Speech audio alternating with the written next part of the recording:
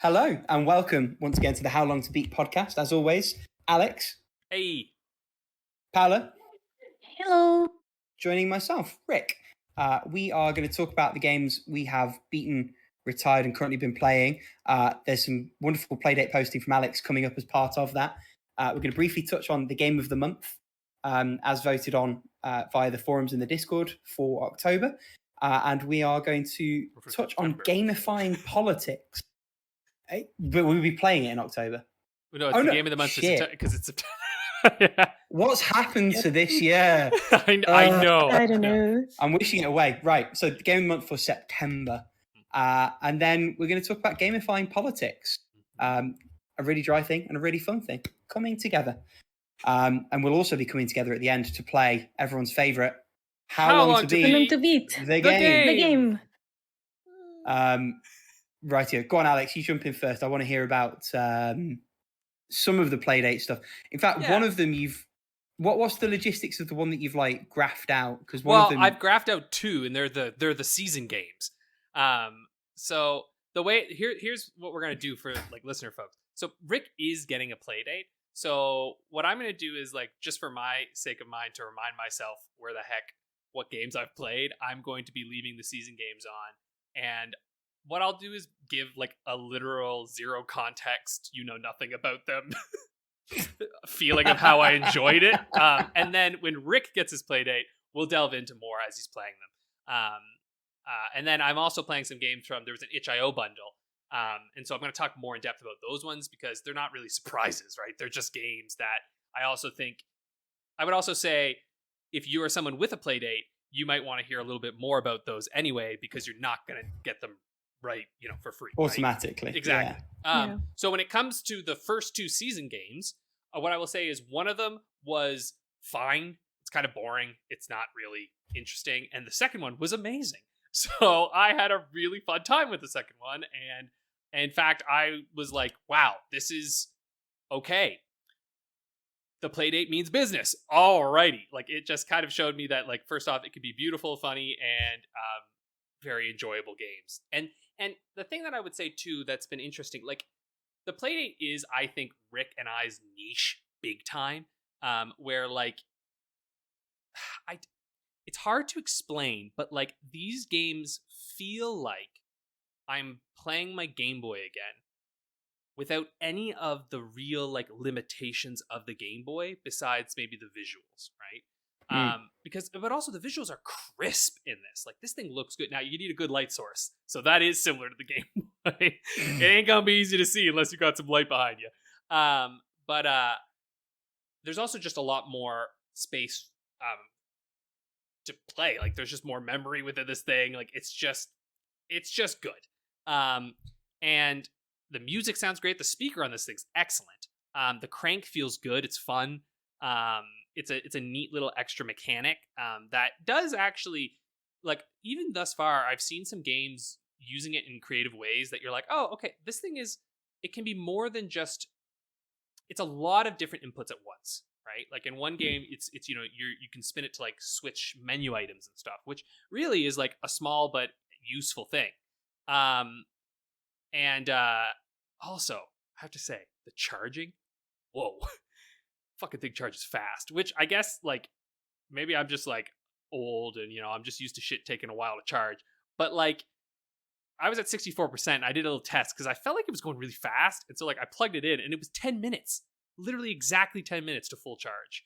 I don't think it's a massive battery, number one, but also like battery tech's got good, charging tech has gotten real good recently, right? Yeah, fast charging is a godsend, to be honest. And I think maybe it's because I'm used to like my phone, which my phone also charges extremely fast, like the new Galaxy S22 Plus, but it also it dies fast too, right?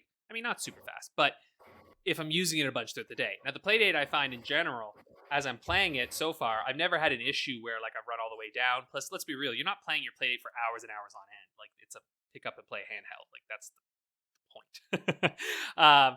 So like, but even that being said, I do think if you were to take this on like commutes and stuff, you would have easily like hours of gameplay time to use. Like you could certainly, for a full day, you wouldn't need to charge the thing if you were playing like a lot. So anyway, I fucking love this thing, man. I'm very happy with my pre-order. So yeah, those are the 2 first games. Then the other one that I played on the Playdate was from the itch.io bundle, and it's a joke that's worth 99 cents, or basically. And this is such a fucking stupid game. It's so fucking stupid. I beat it. It was actually quite difficult to beat. Was it worth beating? Unequivocally no. Do I regret beating it? Also unequivocally no. So it's kind of paradoxical in that sense. Where like you finish it and you're like, he warned me. Like you're like, the game warned me that this is not worth my time. But I did it anyway. So yeah, it's really cute. And I recommend it. I'll talk a lot more when we get to the playing section on stuff. It's been like basically by my side since I've got it now. I've just had it with me and I've been using it all the time. I also, I guess quote unquote beat Dorfromantik. Again, how do you know when you beat this game?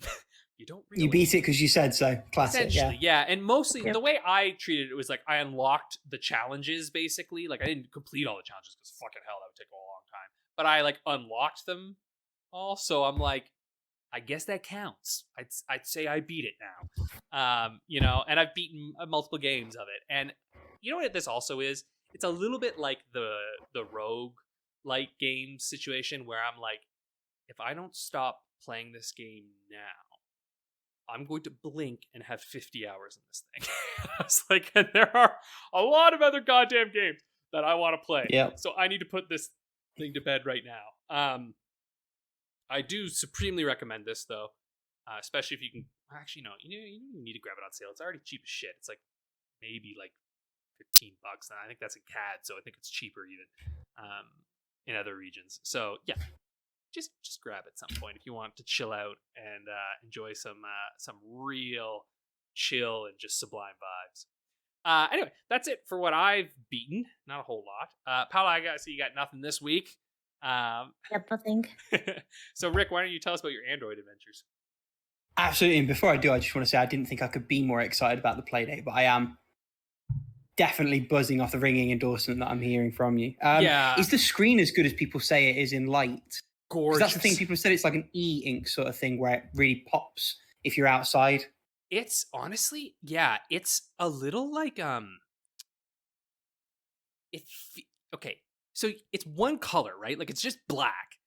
But sure, it's monochrome, yeah. It feels so kind of like surreal because you're looking at this thing and you're like, how is this thing so crisp? Like that's the feeling that I have with it. Like it is really, really beautiful. And it makes everything look just like sublime on it. It's a really, really, really awesome screen. Like this to me, I actually would say this feels, and again, like it's so tiny, but this feels like the spirit of the Game Boy. Like really, truly the spirit of the Game Boy, where they took some technology that was like, who really cares about this thing? It's like basically, calculator tech essentially. And then created this like really neat little thing with it. And that's what this Playdate feels like. And like, I'm really glad that it's found its niche because I am that niche. And so are you, right? Yeah, for sure. I was just thinking like, it's absolutely built for obsessives like us. Yeah, it really is. And it's actually something that I feel fine with spending like extra money on. Like if they had another season, I don't even really care how much they charge. I will buy it. Like I'm just like, do you know what I mean? Because like this is the thing where I'm like, I can't get this shit anywhere else, right? Like truly as I'm playing it, I'm like, no. You don't get this in other areas. You don't get this experience. It's very much unique. And which is kind of great and also a little sad because you're like, damn, man, there's so many people who are definitely not going to get to experience these really, really awesome games. But then I'm also like, oh, well, just get a Playdate eventually. Eventually is absolutely the key word because like we ordered maybe a couple of days apart. You've got yours a few weeks ago. Mine's probably not going to come until November, December at the absolute earliest. Yeah. Well, anyone who's ordering it now is 23. I'm phase 4. Oh, you're phase 4. Yeah, I would say November, December probably. Because I think phase 4 is still in 2022, right? But late, yeah. Late. So phase 3 is like ongoing as we speak, as I understand it. I don't think they've formally announced it, but I think they've posted everything out from phase 2. Obviously, so. Logistics being what they are, it's just going to be a case of when they have it to send it to me, they'll send it to me. Yeah, because from what I understand, like I've been in the Playdate Discord and like I was following their shipping things because I was just curious about it. And like from what I can tell, there'll be like a week maybe where there's no one got any notifications, and then it's just like bam, everyone gets them, because it sounds to me like they're just waiting for shipments from their warehouse, and obviously they get large shipments of it, and then they just send it out.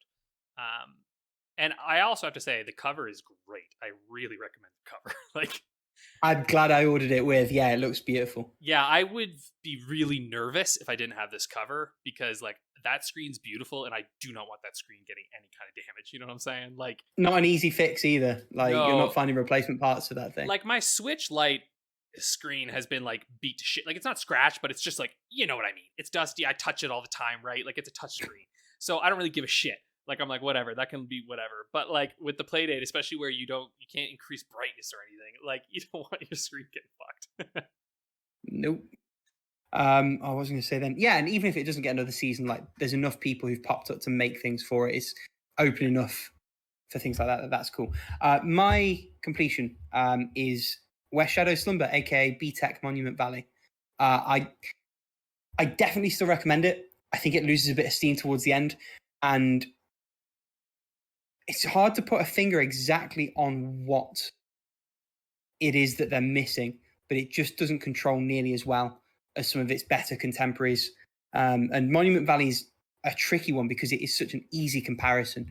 They don't necessarily do the same sort of Rube Gold? No, MC Escher, where it's like painting in on itself. But in the terms of the interaction with the environment, the way the puzzles work, there are a lot of similarities to be drawn.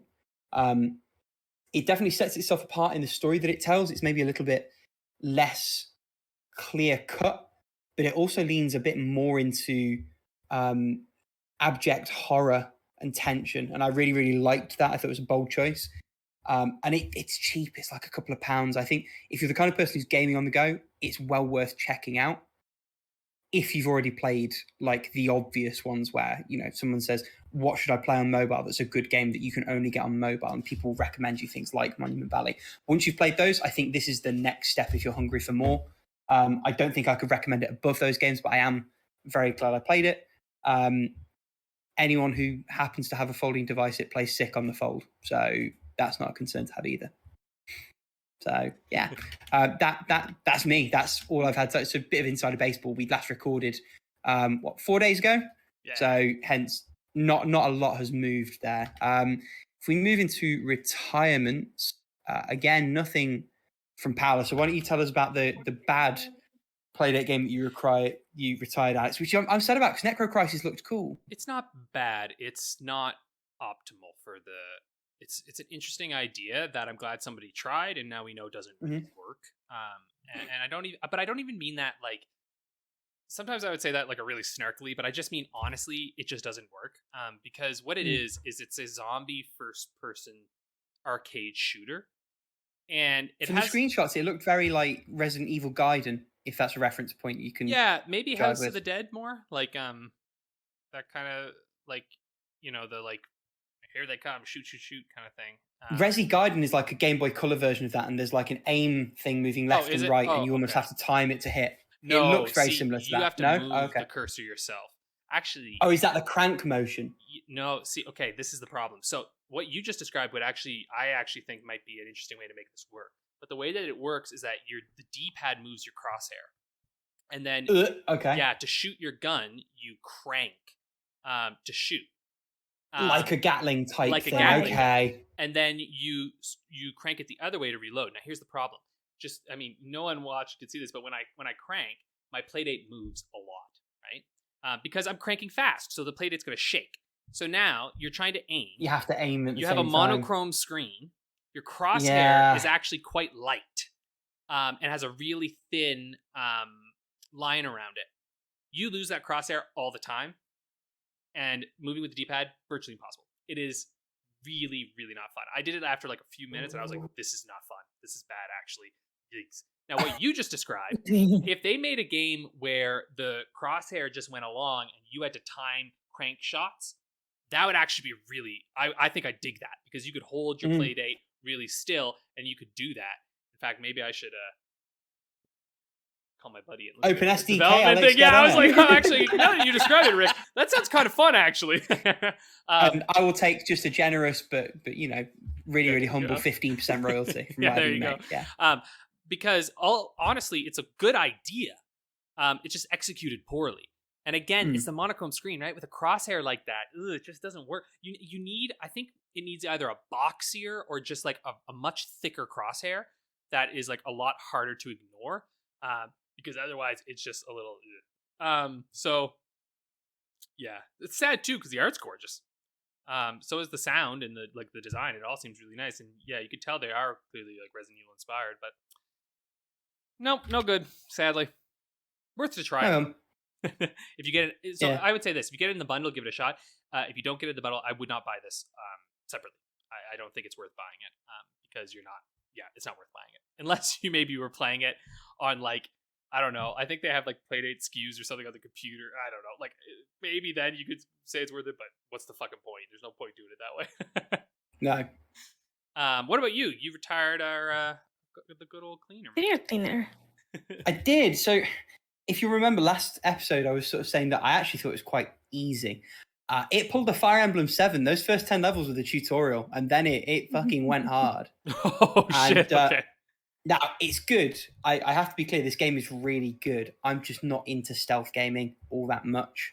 So I got through level 11 after like tearing a few chunks of hair out. Went to level 12. I was just like, I'm not having fun anymore. Like the game is objectively good and well put together and really smartly designed. I still love the aesthetic, and the story actually starts to go somewhere. Not somewhere particularly surprising, but they actually start to do something with it rather than it just being a series of disconnected set pieces. So that was a pleasant surprise as well. I just wasn't digging it. It just wasn't working for me. If you like stealth games, this is one that is, really, really competently done. Not for me. Yeah, that's fair.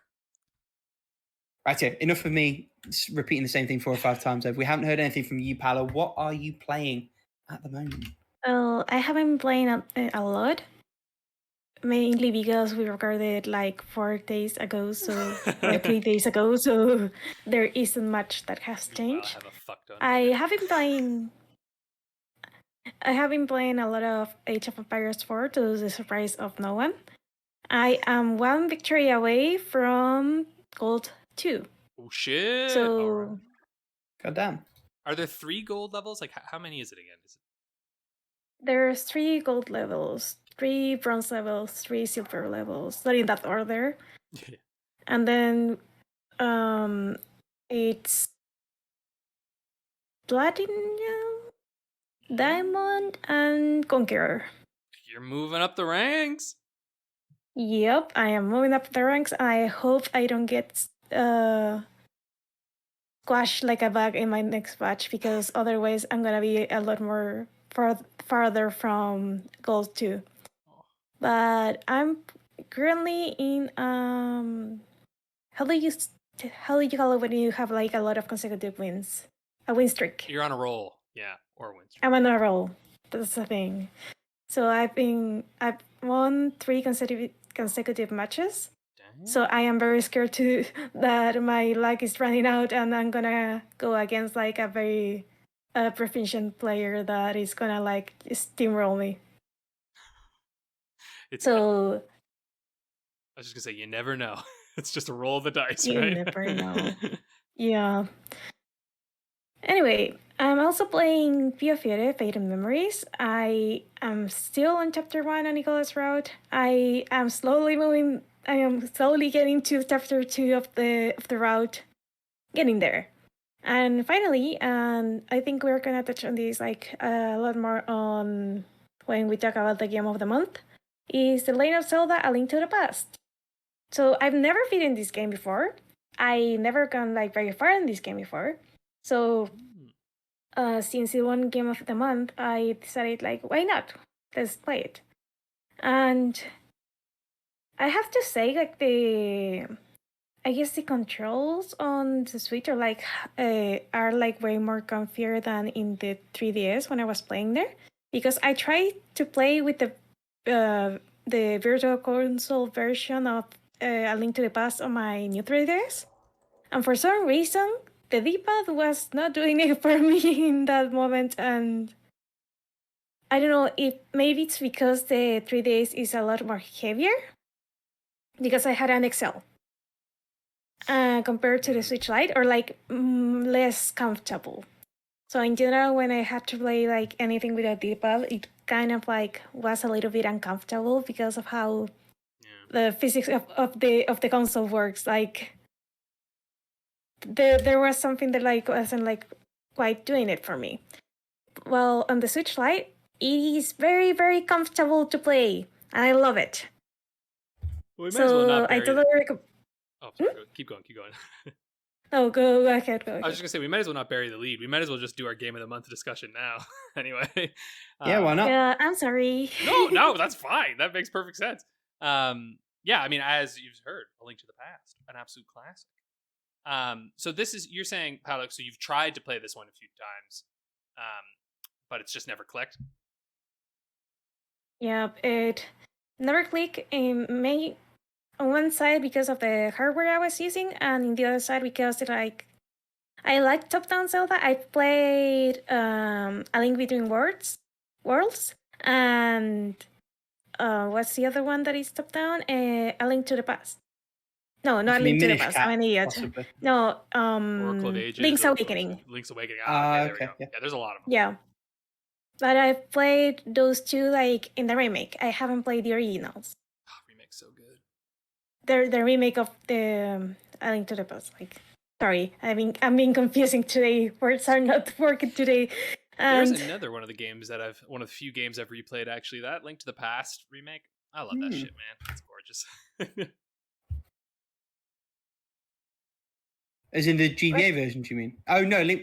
No, you Switch mean one. the Switch one of the Game Boy, right? Like- Sorry, I got mixed up. Yes, yeah. A Link's Awakening, you mean? Did I say Link Between Worlds? You said Link to the Past. you said A Link to the Past, and I was like, what? Remake? Too many links. It's a heat wave. Sorry, I was like, why is it so quiet? Because I'm an idiot. That's why. All right. Yeah. What I meant is Link's Awakening. There's too many links. It's like, what? Oh Jesus, yeah. No. Link's Awakening remake on the Switch, I have replayed many times. A Link to the Past, I've played once. And Yeah, I want to like play all the Zelda games like in order of release, the best versions of each game. So I'm still playing the Adventure of Link, but I couldn't like not jump into Link to the Past being the game of the month. So here we are. you know, it's interesting too. Like, it sounds to me like A Link to the Past is your Majora's Mask. In my case, where I always try to play that game, but I just can't. Like, it seems like there are two types of Zelda players, right? There are those who are just like love the 3D ones, and then 2D is like, oh, okay, or the opposite, right? That's me. Yep. Yeah, right. Like, I'm like 2D all the way, 3D. But Paula, I feel like you're very much 3D all the way, and then 2D is like you have a respect for them, but I feel like it's more of a it doesn't come as naturally as the 3D ones, right? Yeah, in particular this one, because again, since I played the other two ones that are more recent, then Yeah. they were designed with more modern control scheme in mind. So when you only can move in the 4 directions, and like it's kind of like it feels kind of clunky, like to go back. But after playing Zelda 1 and partially Zelda 2, this Link feels like a fucking godsend. Like, And I actually think you're playing it interestingly because you can really see why Link to the Past was such a big fucking deal, right? Like, going from yeah, Legend of Zelda, Adventure of Link to Link to the Past. I mean, holy shit, right? Like, that was like, I'm sure that blew every little 90s kid's mind. yeah, especially because Zelda 2 is kind of considered like the black sheep of the franchise. Yeah. Like, going back to the original formula, kind of like it was pretty much what people wanted at that time, because who wants to play Zelda and be like have it be like a side scroller? So, and like a Metroidvania almost kind of side scroller, because holy fuck, that game, the navigation of that game is a nightmare. Just gotta say. Yeah. And I think that A Link to the Past is like the first game that established like the current format that, or like the format before Breath of the Wild, where you have like to collect the 3 things to get to the Master Stone, and then you have the second half of the game where you have like the more complex dungeons. Yeah, I would say for sure. I feel like it's the birth of modern Zelda. As a concept. And I mean, obviously, it's not like it eschewed everything that the 2 Zeldas did before it. It is iterating, of course, but you can tell it was iterating a lot more on Zelda 1, even though there's a surprisingly large amount of things from Zelda 2 that get pulled forth into the future that people just don't quite realize. You know what I mean? Because like, but anyway, I actually played this one on the Wii Virtual Console back in the day with the classic controllers. Like this one to me was like, I played this, I remember when I was quite young, actually. I can still remember, I have very vivid memories of that splash screen on the Wii when you click on Link to the Past and it would come up and it's like, dun, dun, dun, it's like, here we go. All right, let's do it. Yeah, it was good shit, man. And a little shiny with the sword through it. It's good stuff. But yeah, it's interesting because like I think, and maybe this is part of why I'm more of a fan of 2D Zelda games, is that I think I had a better first experience with 2D Zelda. In the sense that, I think this might have been my first Zelda game, actually. I think A Link to the Past was my first one. Now that I think back on it, I'm like, I don't think I played a Zelda game before this, because I think I played this, Oracle of Ages, and then I think I like kind of played Ocarina of Time at some like friends' houses. But I never managed to beat Ocarina of Time, because I would play that in Majora's Mask, maybe on the Wii as well at some point. But I never ever beat them on that one. I only ended up beating Ocarina of Time much later, and I beat that with a friend, right? Like that was a big part of beating Ocarina of Time. Is like we sort of played together. So yeah, Link to the Past is my first Zelda game, so I'm biased. There we go. I'm in the Paula camp of having never played this game, but I do own like an original copy of it on GBA, so that's probably where I'm going to be playing it. I did have a quick Google earlier, and it looks like the versions are pretty indistinguishable apart from like the lack of extra buttons, and there's a couple of like incidental room and audio changes. So I'm probably going to give GBA a crack. I might have a quick peek at SNES and just make sure there's nothing I'm missing, but I think GBA is probably where I'm going to be playing. Plus, I prefer your love for Minish Cap, you'll enjoy it on the GBA. Oh, I adored Minish Cap, and 2D's always been the way I played. I think Phantom Hourglass was my first. I've never completed a 3D Zelda. I've played Ocarina and retired it a couple of times. I've played Twilight Princess. I got stuck on a wolf section as like a younger guy and just left it. And I've played a little bit of Breath of the Wild pre-owning my own Switch, so I'm yet to come back to that one. So yeah, I don't think I've actually beaten a 3D Zelda. Sorry, now I'm thinking, you know what? No, Wind Waker would have had to have been my first. Fuck, what was my first Zelda? Because now that I think about it, it would have had to have been Wind Waker, because I had that Ocarina of Time, that GameCube Ocarina of Time disc that came. Oh, the Master Collector's Edition thing, yeah. Yes, I had that. And I had Wind Waker, so I must have played Wind Waker first. And then, because I remember playing Ocarina of Time on my GameCube and not liking it. And then I remember getting Link to the Past. So maybe it was only the second one. But anyway, it's one of the first ones that I played, basically. You know what I mean? Like it was like Wind Waker. Foundational, yeah, very foundational for me. Because again, Wind Waker being a first too, though, like I think maybe that's why I couldn't quite get into like everyone who played Ocarina of Time. At first they're like, "What is this Wind Waker thing?" But then I'm like, my first game was Wind Waker. So speaking of that, I gotta fucking finish that on the Wii U over there. Maybe that's what I'll do later. I got that Wii U sitting there ready to go get some gaming on. Too busy playdating. Honestly, it's true. I've been watching. Sorry, slight tangent, very fast. Have you heard of Players? It's Paramount Plus. Okay, have you heard of American Vandal? Either of you? No. What? All right, American Sorry. Vandal is a Netflix mockumentary about these like kids who. Anyway, it's really funny. It's a mockumentary about this phantom shitter, basically. This guy goes, yeah, it's really stupid. It's really stupid. Oh no, wait. Was the first one about the cocks? I think the first one was about some guy who goes around drawing dicks all over the school, and it's like a really serious mockumentary, but it's making fun of. The joke is that they're playing it documentaries. straight. Yeah, Exactly. It's okay. super. They play it super straight, and it's actually really like what's really impressive about these mockumentaries is that they're very funny, but they create extremely compelling characters, and they don't like play into cheap gags. It's like they're actually what they're doing is getting you extremely invested in their stories, so that by the time you're done, you're like, "What the fuck? I was actually moved by this." Like you're like, "This is weird," right? And so they made one about esports. And it's all about following an esports team on League, and essentially following like this new player coming into it and them trying to like get to the finals. And it is amazing. It is very, very well done, and it has all the personalities that you would expect on it. And it's also weird because like it's also quite exciting at times. Like I used to play League of Legends a long time ago. But like this shit is quite good, so like I recommend if people want to if they'd like to see a fun mockumentary, check it out. It's on like Paramount Plus or some shit, but we don't have that in Canada, so I sailed the 7 seas and got myself a copy.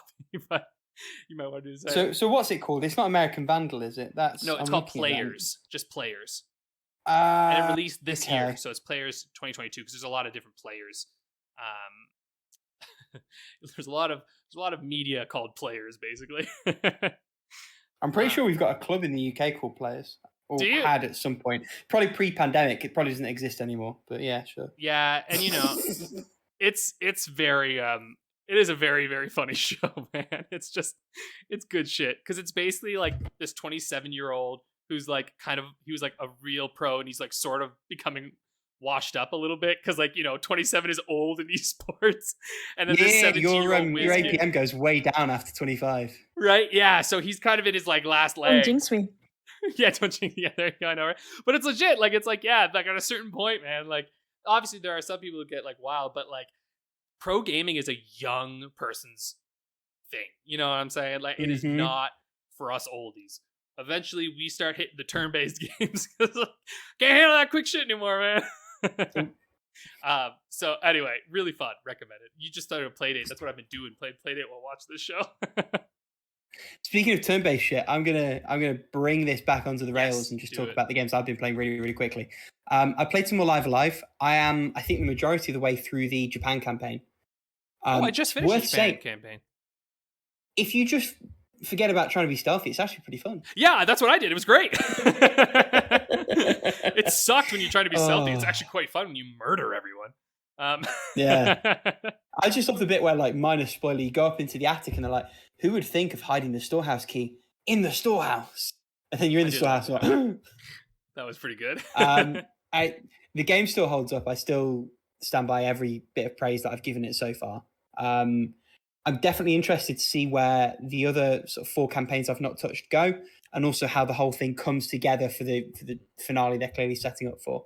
Are you much further into it? I've actually gotten quite a bit further into it. Have you played the Near Future one yet? No. Is that the one where it's like the boss rush? No. Or is that the present day one? Present day one. Is Near Future the one with the little cube? No, that's the far future. The Near Future is like telekinesis guy. No, not clear. It is quite bad. I actually would say that this is the worst one. I would say it's just it's kind of a nothing. Like it's a lot of like run over here, do that thing, go over there, do that thing, go over there, wait, go over here. And I was like, what the fuck is going on in this one? Like it's a little weird. I'm not sure what's going on with this one. Like I'm like, what? It looks like there might be something really neat coming. But anyway, I'm very curious to hear what you think when you get to it, because I'm like, I don't know. It's like, what's happening with this one here? It feels different than the others. I think that's the game as a whole, right? For better and for worse, each campaign is very, very experimental. I'm very much looking forward to the Wild West one. I understand the conceit of that from reviews. That's the one that's coming next for me because I'm playing chronologically. I thought China was a really clever inversion. Prehistory, it had its little quirk, but it's basically a pretty standard like miniature RPG portion. I liked that. I am liking Japan now that I've treated it as a regular thing. Yeah. And then I've got present day, near future, far future, and then obviously whatever 8th thing they've got to tie into it.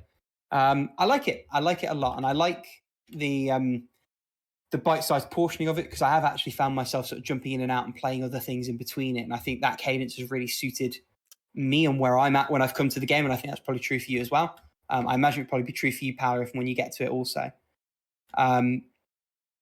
Another very, very bite-sizey game, and one that's a mobile port, is Sayonara Wild Hearts for the PS4. So I happened to pick this up on disc. It's an Annapurna game. I like it. I like it a lot. It's very, very tight mechanically. So these music games often live or die by how well they've tuned their segments. And this is interesting because it's not a rhythm game, except it sort of is.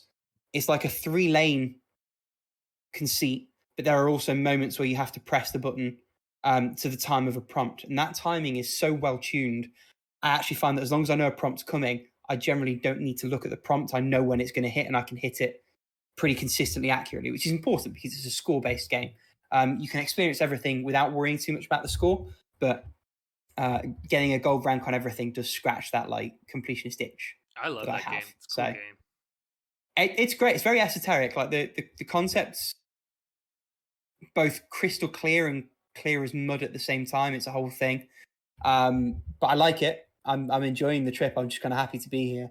I'm about halfway through. Like I jumped into it for about 45 minutes, an hour the other day. And I'll probably go back and spend a bit more time in a couple of days when I've got a day off and just finish it. As you'll gather, that is a PS4 game. I have not played any more Days Gone on the PS4, although that is coming. What I have played a bit more is Remnant from the Ashes. I do like it. Yeah. I don't find it particularly engaging, but I like it. I know. It's such a weird game, man. Like it is. Yeah. Because like when I was playing it, I was like, this game has fucking nothing to it. Why do I like it so much? Like it's such a weird game. I don't understand it, but I was like, because I can't really recommend it to people. I'm like, oh yeah, it's like super. I'm like, I can't tell you why, but I love that game. I think where I fall on it is like I have it for free through PS Plus. It was given away a while back. I have it for free on Epic. It was given away a while back. I feel like if you have it in your library, it is well worth checking out. Yeah. Because there's something to it. There's absolutely something to it. God knows it's not the story. The story's pretty loose. I think it might be just some combination of the mechanics. I kind of like that it's melee focused, but your best damage is done with ranged weapons. And whatever they've done to skew it the way they've skewed it, like it comes out great. And the weapons in the end, feel great. Like it just... Which range did you go for? I ended up going for middle distance, and I don't like the rifle thing that I've got as my primary, but the repeater pistol it gives you as a secondary fire I like a lot. I think I was up close. I think I was shotties, maybe. I wish I'd gone long range. Long range? Was I long range? Shit, I don't remember. Because there's been a lot of opportunities to pop enemies from further away that I kind of am annoyed I am able to exploit. Is what it is. God knows I'm not going to play the game again to find out. Maybe I'll like play an opening segment or something. I don't know. But one thing I do want to say is the saving on this game is not very good. Like I get that it's based around multiplayer, but it basically means if you don't finish a dungeon, like you kind of lose all your process. And it seems that you end up back in Ward 13 whenever you quit out and come back in, no matter where you were or what you tried to do. So something to work around, but not something I was particularly enamored by. The game itself is pretty good, I think.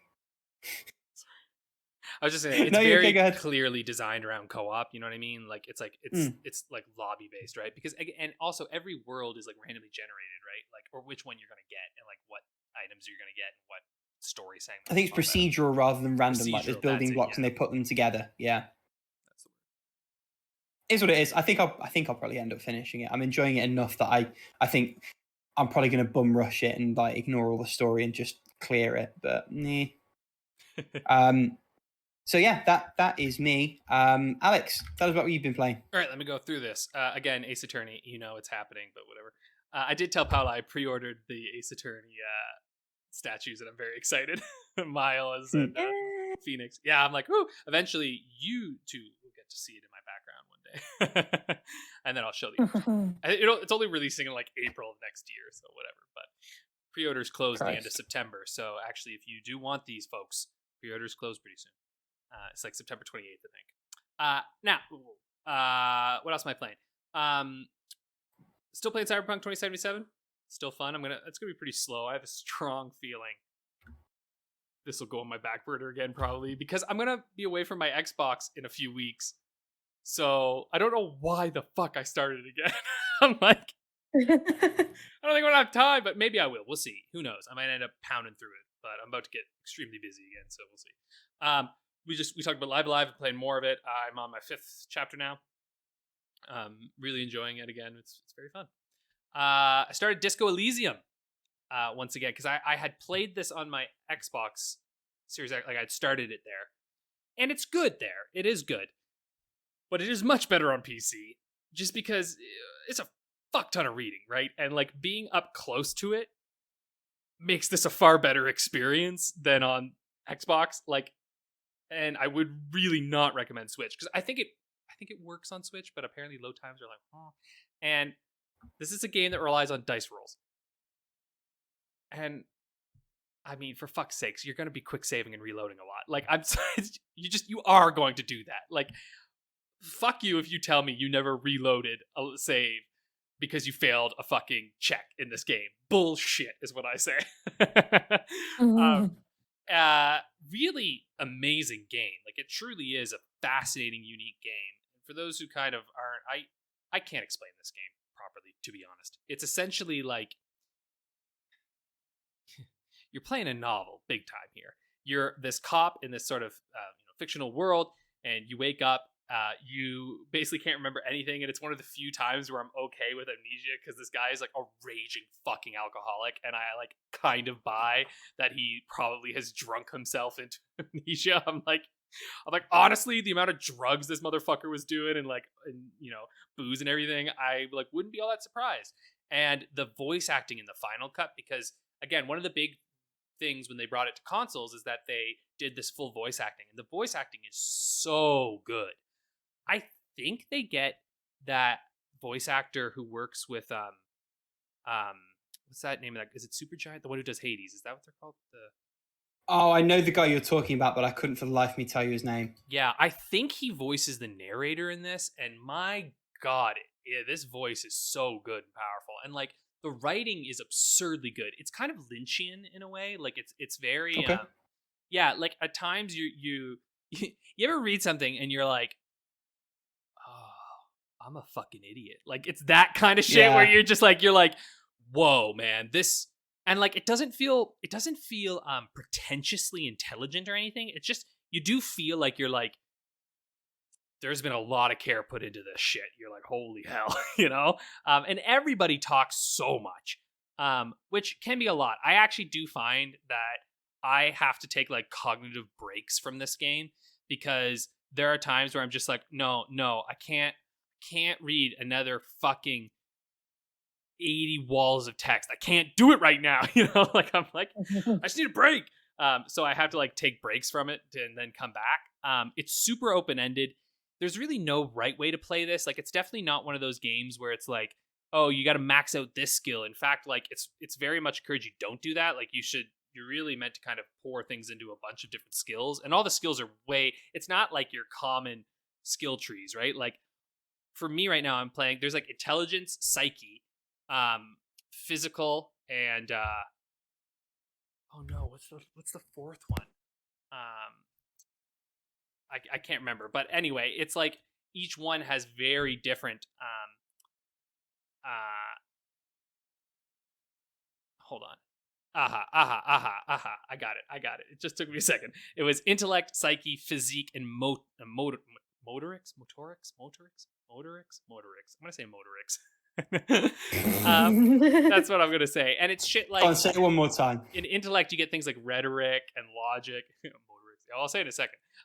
Drama, and then Psyche. You've got like Inland Empire, which is a really cool one where it's like this like looking inward. Esprit de corps, authority, suggestion, and then Physique. You've got like endurance, pain threshold, shivers, which shivers are really cool. It's like that moment when you feel like you're connected to the universe in a way, like when you get that kind of shiver of like, oh, there's something more profound happening, and like those are really cool moments. And then motorics are like hand-eye coordination, perception, savoir faire, like just ability to interact with the world. And so those are your the kind of skills that you can put points into, which will increase skill checks, because as you're playing through, it's very much a classic CRPG in the sense that you go and you do discussions, and then you have skill checks for certain actions or certain discussions that you're doing there. And so you're this detective investigating this murder that's happened outside of this cafe. And boy, is it fascinating. I'm currently an ultra-liberal communist, so that should tell you a little bit about what the game has. There's literally like markers for like how fascist you are, how communist you are, how ultra-liberal you are, how like moralist you are.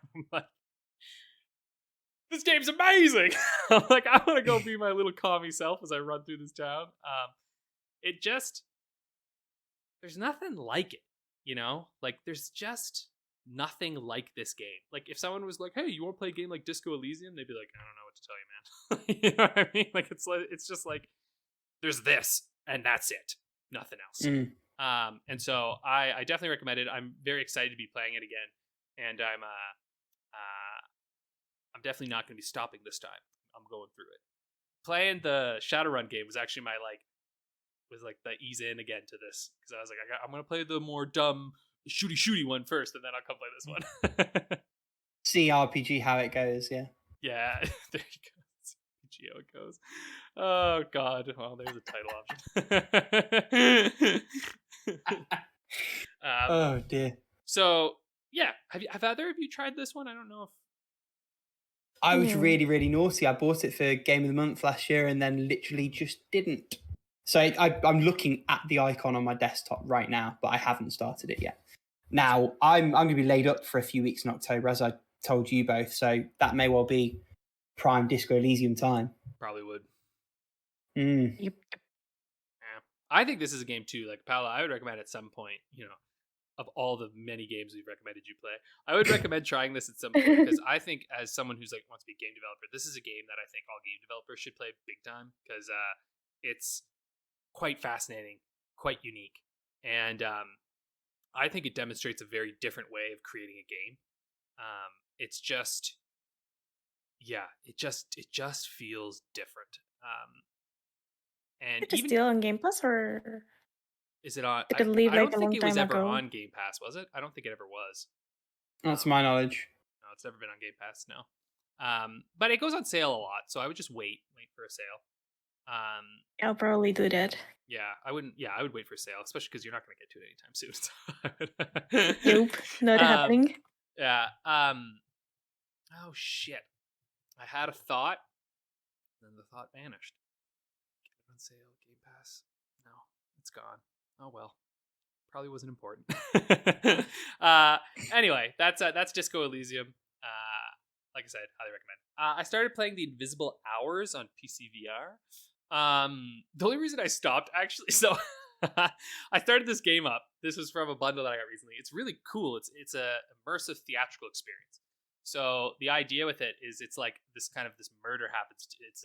It's actually like Nikola Tesla and like Edison and stuff are in this. And you're going to visit Tesla, and I think it's Tesla has been murdered.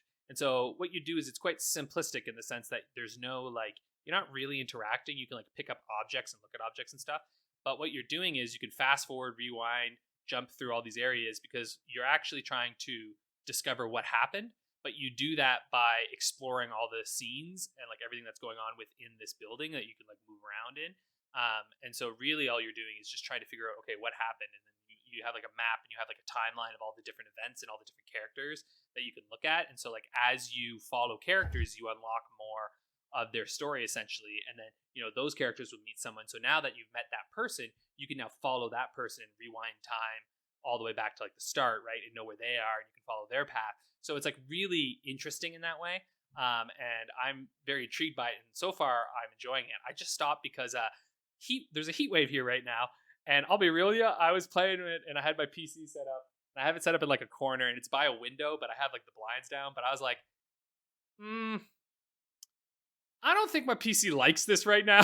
I'm like, I don't want to fuck with this, right? I was like, I don't want to push my PC too hard in the middle of a heat wave. So I'm like, I'm just going to let it rest and try some other games until it cools down again. Like even right now, it's quite hot when we're recording this. And like my PC's okay, but I've noticed that over the last few weeks, while it's been really fucking hot out, that like whenever I'm doing like a bunch of video calling and stuff, my PC's just like a little slower than it usually is. And I'm like, all right, I'm gonna let this little fella rest for a little bit here.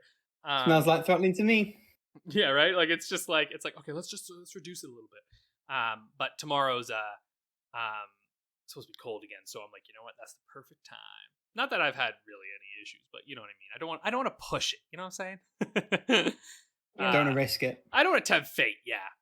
Okay, Yeah. I'm gonna run through some of the others here pretty quickly because I got a bunch of Playdate games. Let's start from the back and go forward. I played one called Art 7. It's just an art gallery, and it's neat. It's really cute. You just walk through an art gallery and look at some art from Playdate community. It's cool. Yes. And they have little descriptions of them. Chesstris Mini is really interesting.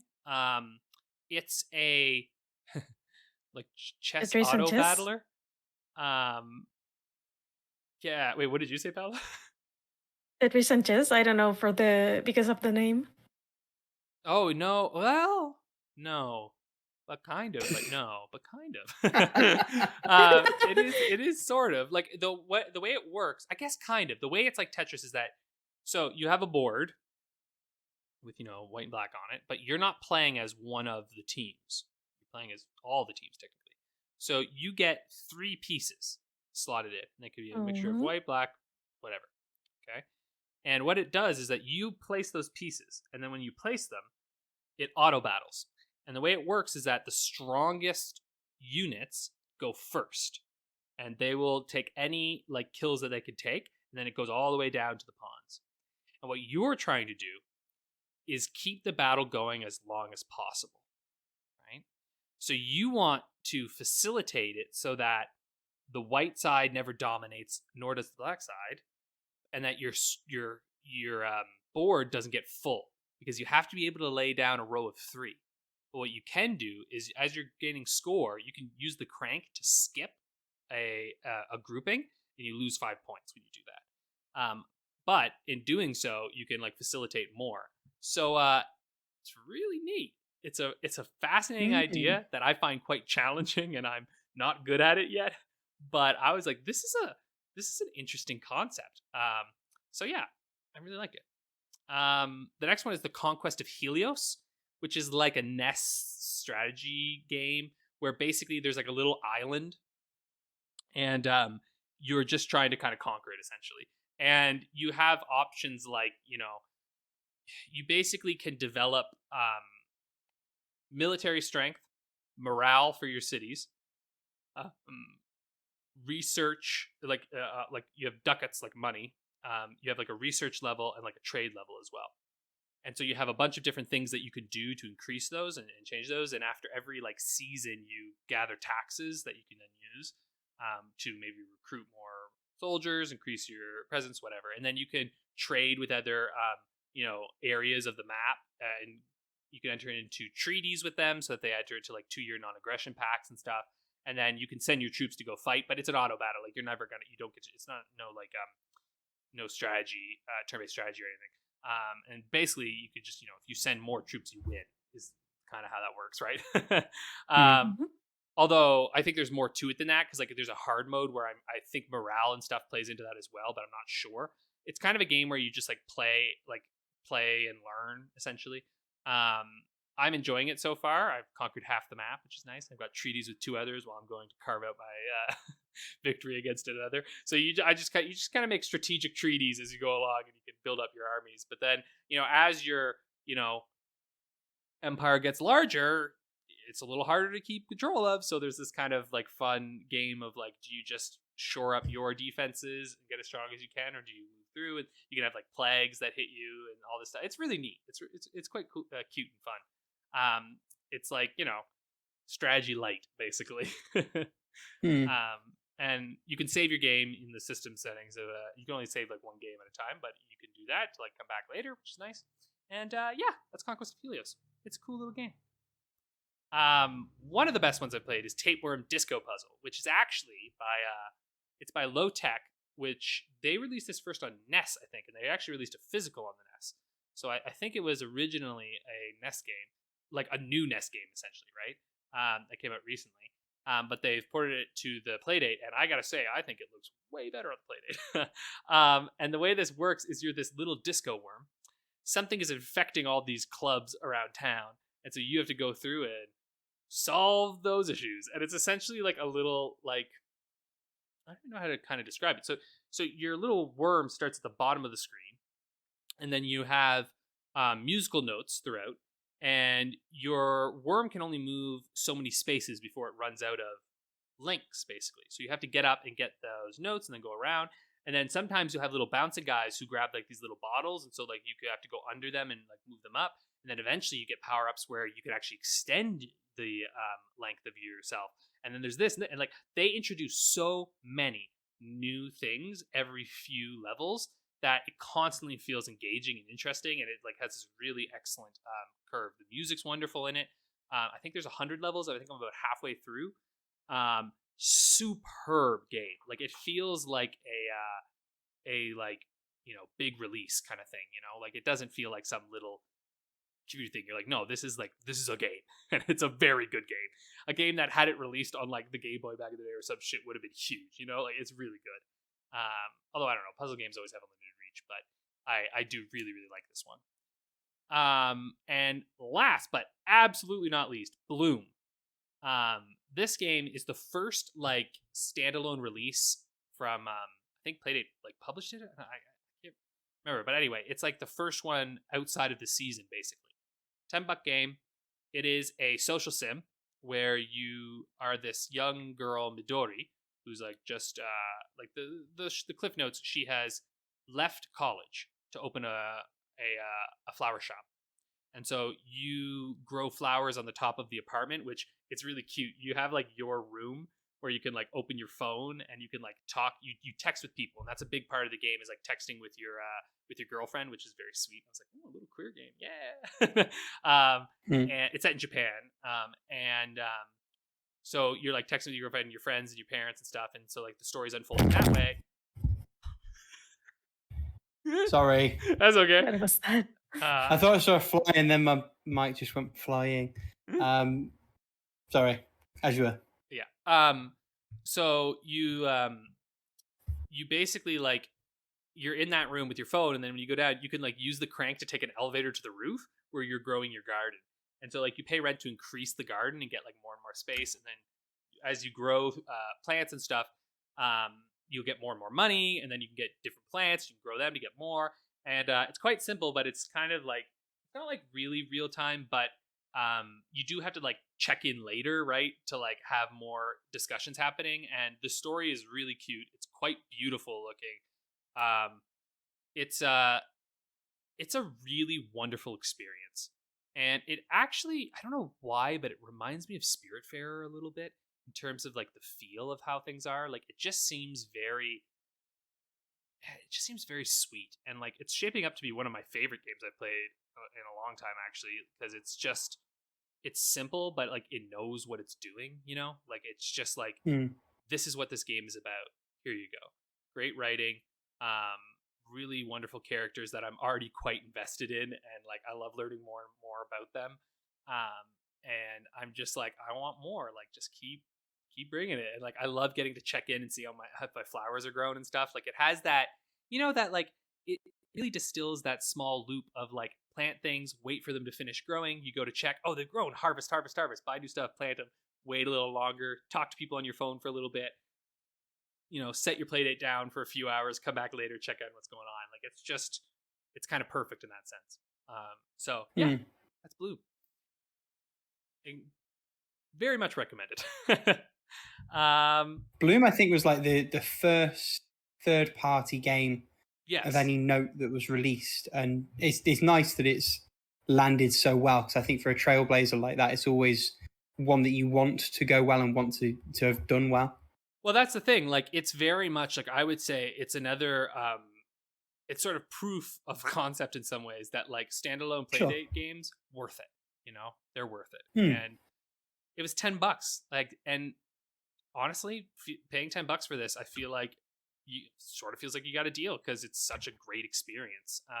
And now I can see how it might be hit or miss for some, but like for me, it's a very moving game, and it's a very fun game. And there's little things that they add in there. There's a little gotcha machine you can do each day that you come in. There's little things, and then there's a little arcade game that's basically asteroids that you can play on your phone, which is cute. It's just, you know, it's there for fun, but it's there, so that's nice.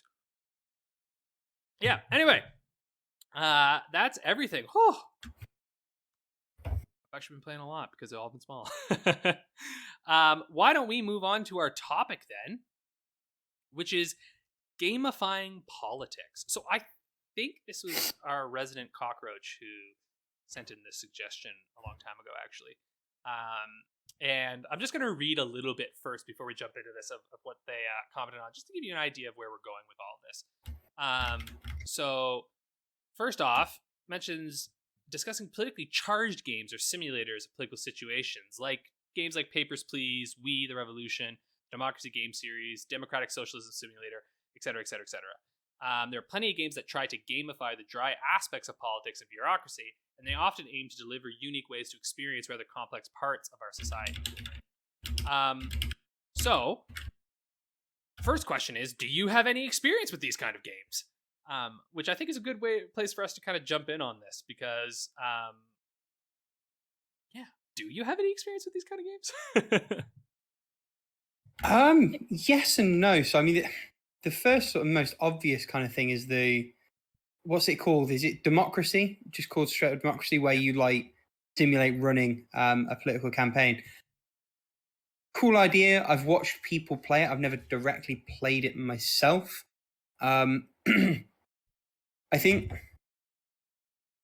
when we first spoke about this, I'd named a couple of games that tie across through it. I think it's a tricky one to make a game out of, right? Because to gamify is almost to say, well, what viewpoints are the most and least advantageous, and that's the route Democracy goes down. Because it's almost like inverse sliders. If you increase budget for one thing, you lose things for another, and support moves around in different ways. We'll get there soon. I'm sure. But the experiences I've had with like politicized gaming are more tangential. So like the one that jarred me the most, is the one that jumps out at me from the notes that we made when we first spoke about this as a potential topic, is Hotline Miami 2. Because that, from a position where it was more an arcade experience, there was a story, but it was very back burner.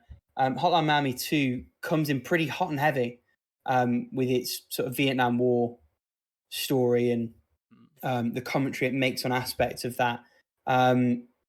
It's very overt in a way that's so jarring, generally, let alone versus the original. And I think that's always something you're going to butt up against, is the reality that for a lot of people, video games are an escapism. And I think this is where a lot of the discourse that comes around this kind of thing comes from. A lot of people don't want to engage with that kind of topic in a game, or they really, really do. Hence, games like Democracy. I suppose that's a bit different, though, right? Because like Hotline Miami 2, like that's not really gamifying politics per se, as it's like gamifying or like a political event. Do you know what I mean? Like it's like a little bit different, like in sense that like I think some of the games we're talking about here, like we talk about Democracy and stuff, or even like Death and Taxes, are gamifying actual like bureaucratic elements of politics, or like the actual deployment of politics in a sense, you know? And I think that's where there's probably a shortfall in what I've played, and I suppose that's probably what I'm trying to articulate. Games where you're directly interfacing with it, I don't really have any real knowledge of. I mean, even the ones that run closest to Death and Taxes I haven't played, but I know a little bit about. Not Tonight. It's more, I think, the bureaucracy of it. I think that's a really perfect way to describe that, because Not Tonight's, again, very, very overtly political, even with the bureaucracy side, similar to something like Papers, Please. But you don't necessarily gamify those viewpoints or decisions. It's just that's the framing within the game, within which the game is set. Because I would argue similarly, like Disco Elysium is a game that is very political, but I wouldn't say is necessarily gamifying politics in a sense, you know, like maybe gamifying copism and whatnot, but like, you know, in that separate sense. Whereas, yeah, like you say, I think of Papers, Please is very much gamifying the idea of politics, or even Suzerain, which is like, it like gamifies the idea of running a Soviet, you know, country essentially, right? So like there is that kind of world. The one that interests me the most is Chivalry, that series, because that's the most beautiful blend of politics and history. And I think that's a fascinating window, which also takes some of the... Is that Chivalry or is that Crusader Kings? Crusader Kings, rather, Crusader Kings, yes. And it takes a lot of the, maybe the very sort of present, real, like personal part of that away, because it's, you know, people that are dead now, it doesn't really matter. It's maybe an easier way to engage with that. It's one that looks very obtuse, but is one that I would like to get to at some point. Yeah, it's a Paradox interactive game. There's about 12 parts that are 20 minutes long each of a beginner's tips section that I've been watching to get ready. Sorry, Paula, I saw you were getting ready. Yeah, what about you? What's your experience? Well, I haven't played as many games where the politics themselves are like gamified. Rather, I've played a lot of games where the overall like setting of the game is like very politically charged, or there's like something political like going on. I played Papers, Please for like a couple of hours, and yes, I have to agree, this game very like emphasize like especially like the bureaucracy part, if I remember correctly.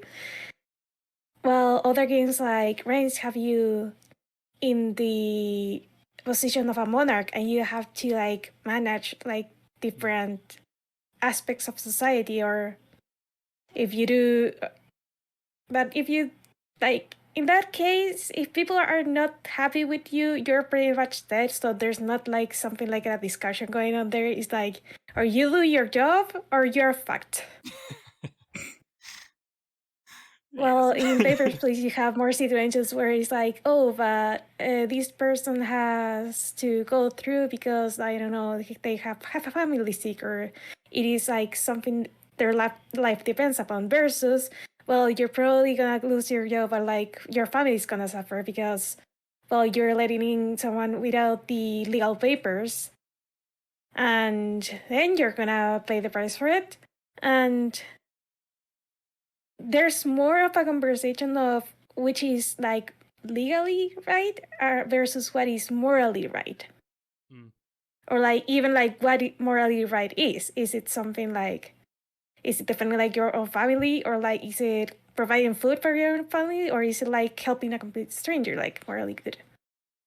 On the other side of the coin, I'm on the less gamifying and more like this is centered around a political thing. I think I talked about this in a couple of instances, like previously in the podcast. But Pasta Fellows does a very interesting job, like portraying politics around immigrants, and like how, and like though they center more around the social aspect of immigrants rather than the politics side, but they do touch upon like the politics side of it.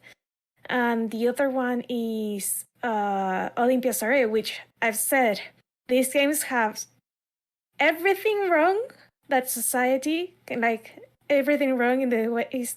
Oh my god, I can't speak today. That was the whole color thing, right? Where they had like the different caste systems. Yeah, they have the different caste systems, and it is very like depending on where you're born, is like what you're destined to do with your life, or like where you're even allowed into, or like depending on pretty much your genes is like what you're even allowed to aspire into this society. And in the other hand, it's like, oh, you have these three colors that are the primary colors societies that are like the ones that manage everything in the island. And between them, like some like choose their successor based on what's the word for it? On like how on like merits and stuff, and others are just based on if on bloodlines. And there's like very different sides of, or like very different political systems, like between the different casts of the thing of the game. And when you mix it up together, you get like this almost like a pressure pot that is about to explode because of how people are not really happy on how everything is being managed. So in that case, it was like, hey, that looks like Tail because everything was going wrong for a while here. And in that case, like it serves as to see the political problems without like painting it like with the, I'm gonna say, with the political colors of real life.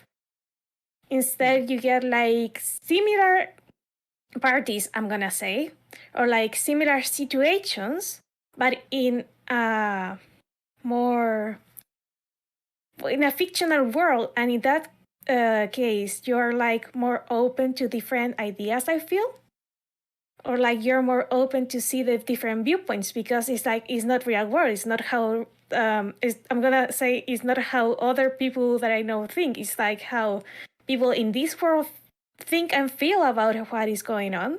And in that case, I'm probably like more open to see like the different sides of it. I don't know if I'm being clear about it. Yeah, well, I think what you're touching on is kind of, I mean, one of our next questions here is like, what do you think are the benefits of this subgenre? And I think that in particular, and so you're kind of talking about a little bit of this idea of like the empathizing with, or like, getting to see a different side of things, which I think is probably the strength of kind of political games, wherein they can show you the complexity of issues that you might have seen. Like I think of Papers, Please in particular. I think that was a little eye-opening for a lot of people because for many of us, and I'm going to say this too, like we've all been youthful, and I think youths are extremely important in the challenging of contemporary ideas, right?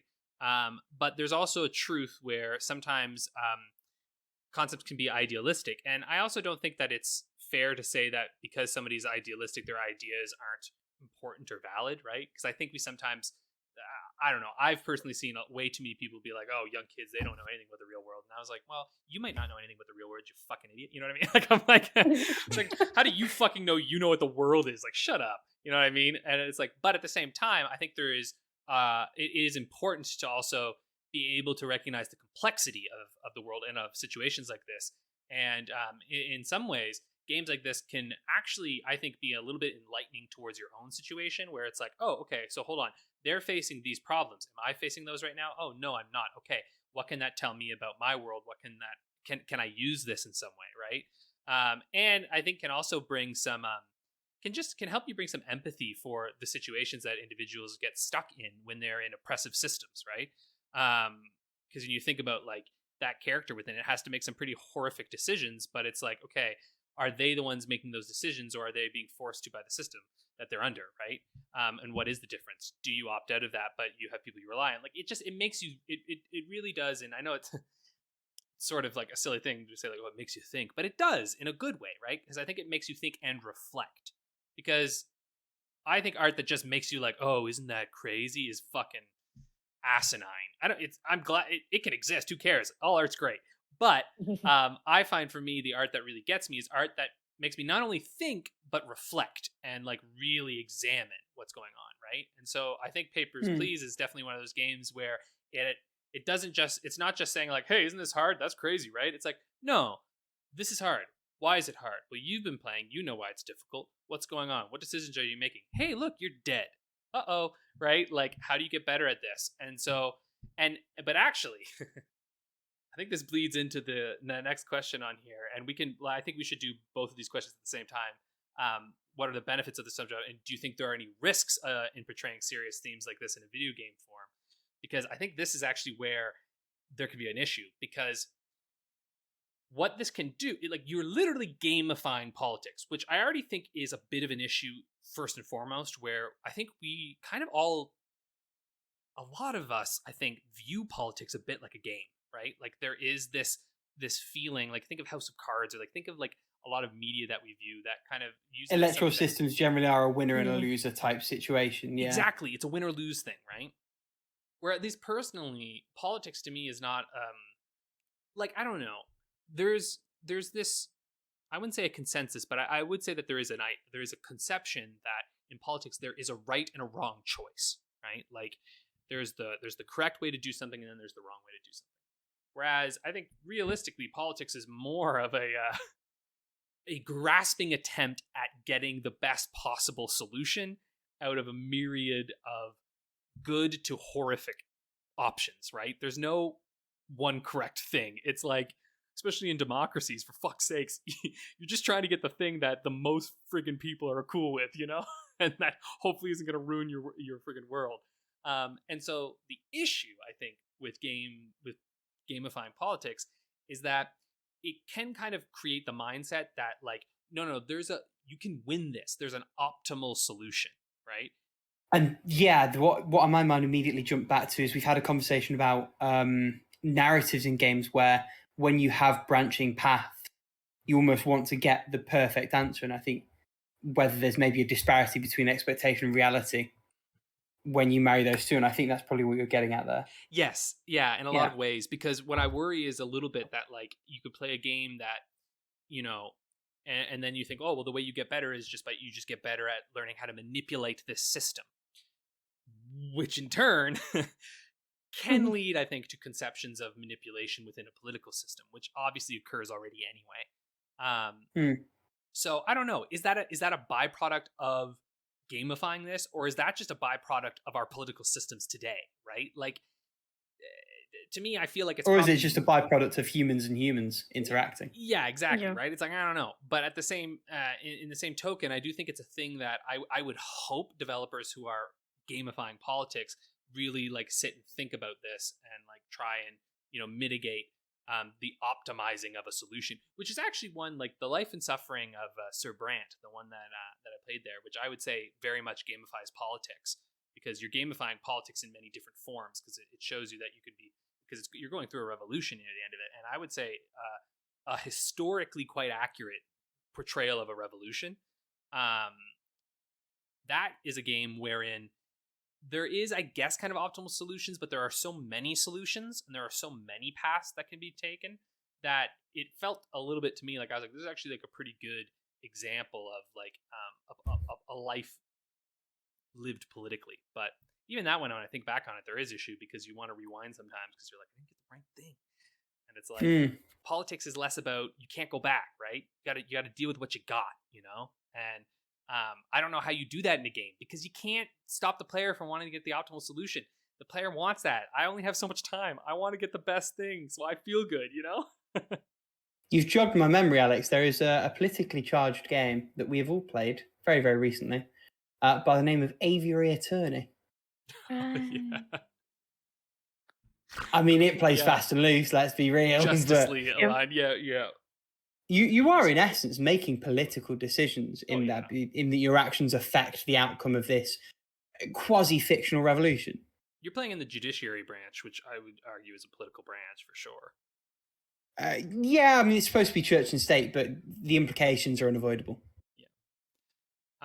Yeah, no, you're right, yeah. I mean, even the Great Ace Attorney actually plays with a lot of this stuff. But again, that's more narrative, right? Which you know, I still think is gamifying, but yeah. And I suppose that then comes on to a different question entirely, which is, what is the best approach to addressing politics within gaming? Is it the democracy approach? Is it giving your player all of the choice and letting them have that setup? Is it the stock narrative, we just want to make you walk a while in this person's shoes and see issues from this perspective? Is it somewhere in the middle, or is there no right answer and they're all differently flawed ways of doing it? I think there's different ways of doing it, but it really depends on how or what political message you're trying to give in a way. Because, for example, I feel like the approach for Pasta Fellows, when they talk about like the immigrants, the issues on what was on this fictional city, I feel like the approach of having Delta, the protagonist, like being a reporter and having her talk to different people that were themselves immigrants, and some of them even illegal immigrants, was a like nice way like to see different points of view without necessarily, but it was like more like the game guiding you by the hand in a way. Like you didn't get to make the choice of, oh, I'm gonna talk to them, or I'm not gonna talk to them, or I'm gonna talk to this other person. You kind of make that choice by choosing a route, and that impacts what side of the discussion you see. But at the same time, you have this like very introductory chapter to the topic that you'll see regardless of what route you pick.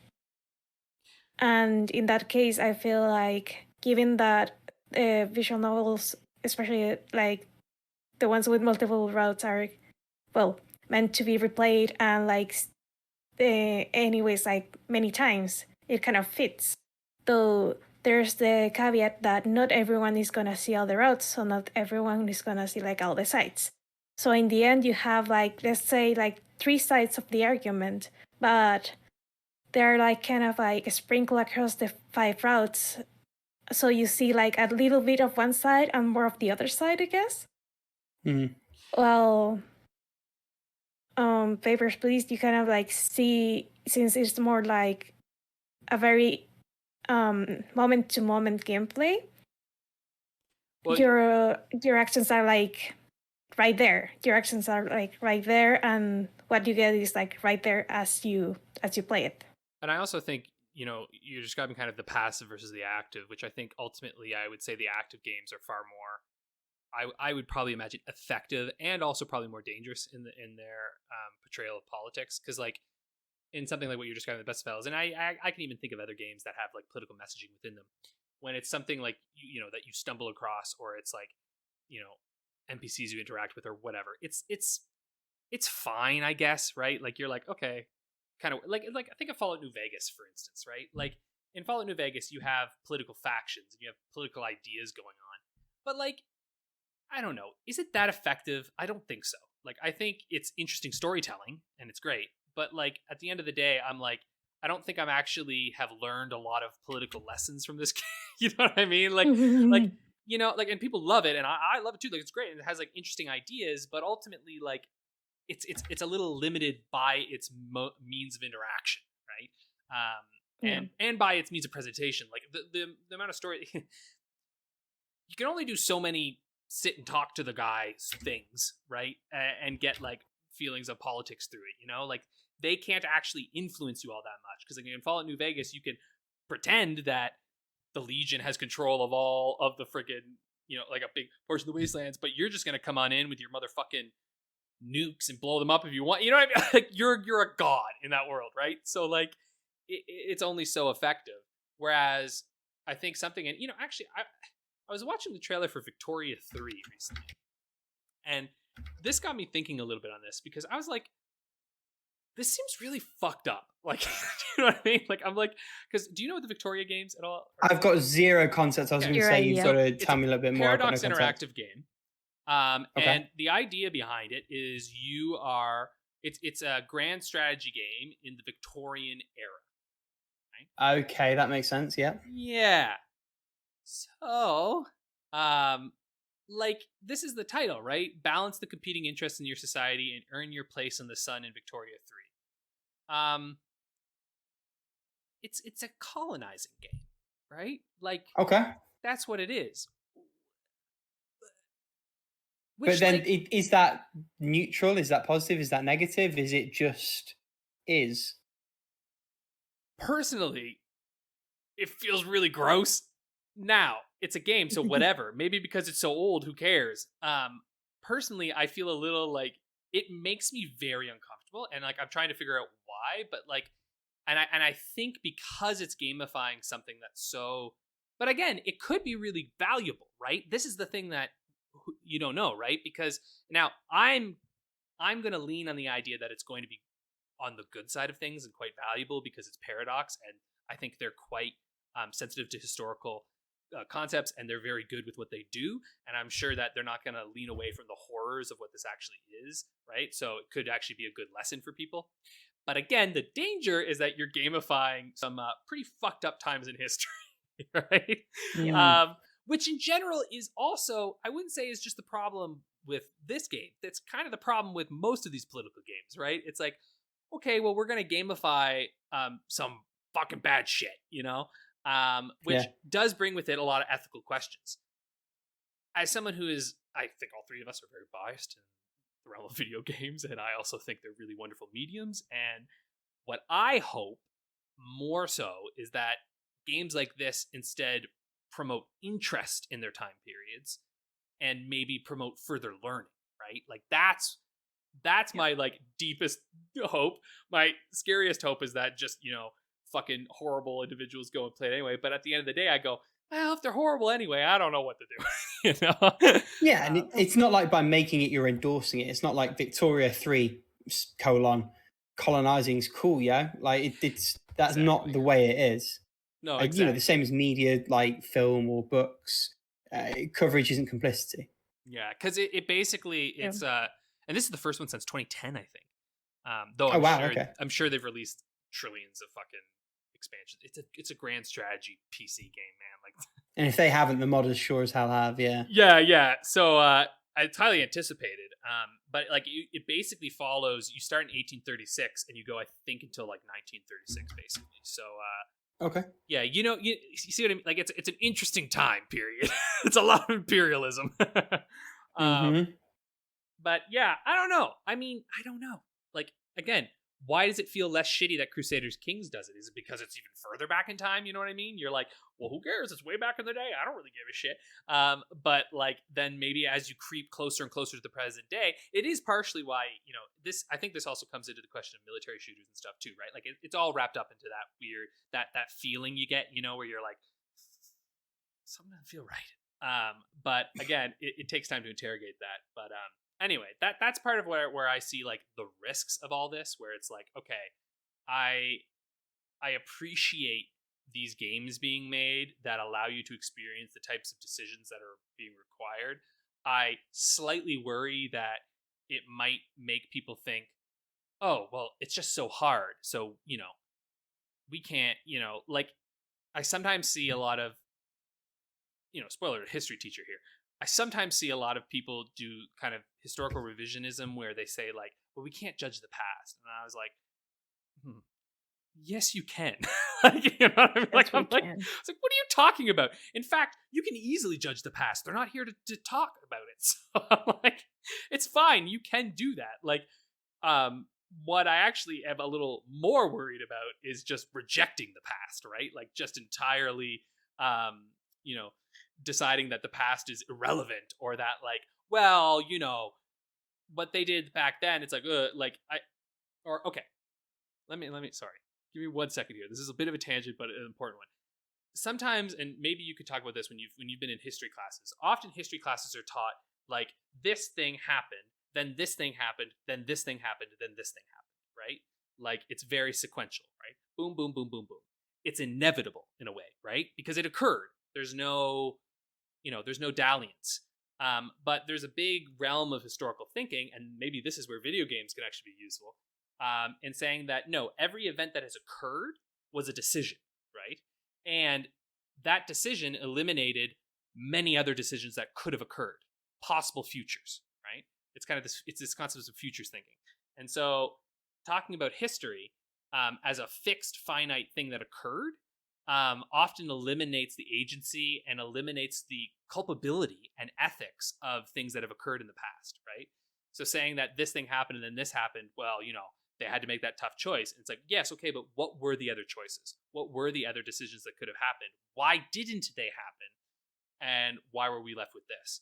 Which I think can open up and actually humanize history a little bit, and is something that I would actually hope games like this could maybe help a little bit, where they can demonstrate that there is actually multiple paths forward in all these events, because that also can unlock the reality that our world right now has multiple paths that we can take into our future, right? We're not on some like streamlined path forward. Anyway, end of rant. Sounds like you're describing every Paradox game ever, to be fair. Yeah, I think they're great. Yep. So